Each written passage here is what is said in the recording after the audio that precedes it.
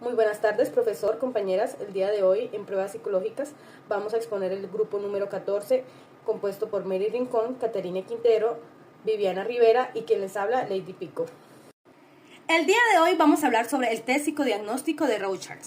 Este fue creado por Renan Rorschach en el año 1921. La administración de este test es individual. El ámbito de aplicaciones para niños, adolescentes y adultos, especialmente en ámbitos clínicos, educativos y forenses. La duración de este test es entre 45 minutos y 2 horas.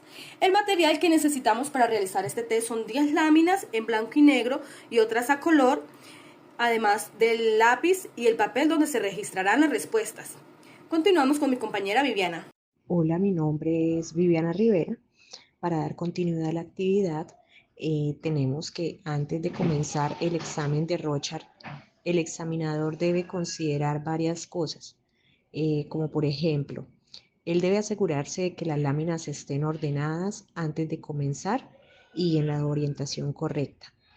Estas deben tener todo lo necesario para pasar la prueba, como lápices, papel o la posición del sujeto a examinar, que nunca debe verse a la cara para evitar emitir señales. En cuanto al registro de las respuestas, se registran literalmente todas para luego pasar a codificar elementos específicos.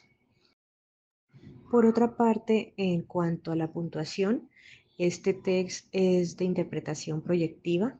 Sin embargo, existen aspectos medibles y cuantificados, como lo es el examen de límite en base al índice de realidad, donde se toma en consideración las láminas 3, 5, 8 y 10, dado que estas tienen características comunes o son más populares, donde se espera que el evaluado dé respuestas consensuadas.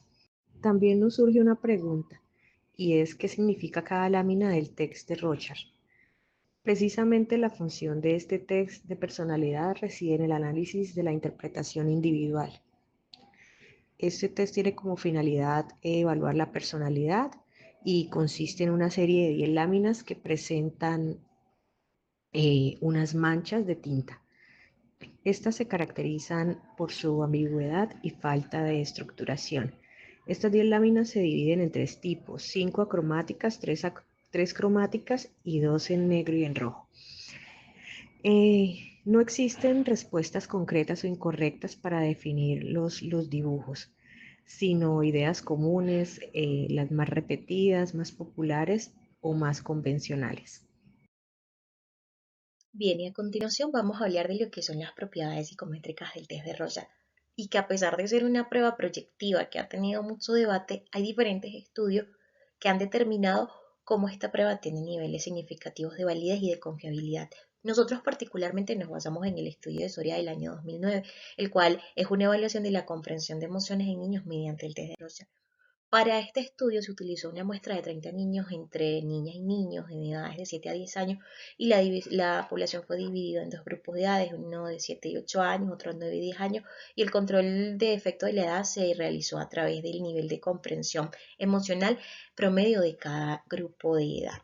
Entonces, antes de entrar en la validez de constructo, es preciso mencionar lo que plantea de manera general Weiner, y él dice que este test de Rorschach ha obtenido gran respaldo científico, además de que es muy efectivo para medir aspectos psicológicos como el egocentrismo, los trastornos del pensamiento, y algo muy interesante es que su validez es similar al inventario multifásico de personalidad de Minnesota, y esto le da gran rigor para el contexto clínico.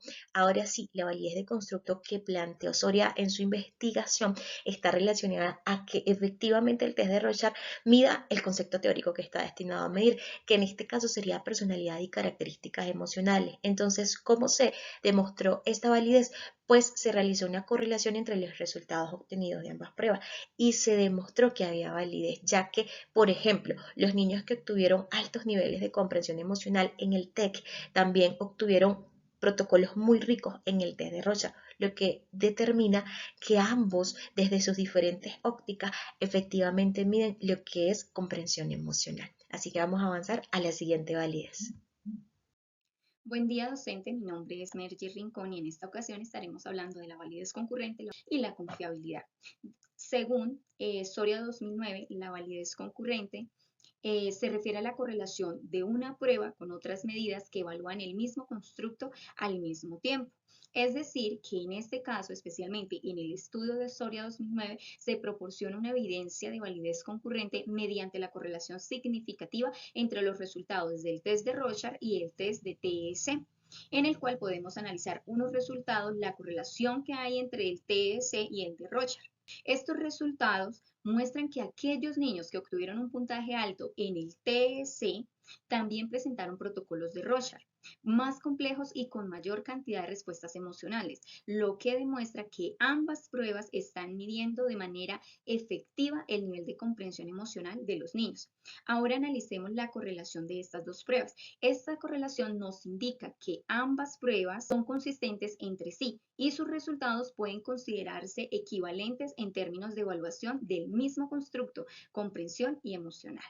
Hablando ya sobre la confiabilidad, según Weiner, 1996, como se citó en Vives 2005, página 162, indica que la estandarización de procedimientos y la uniformidad de las instrucciones son elementos claves para garantizar la consistencia y precisión de los resultados.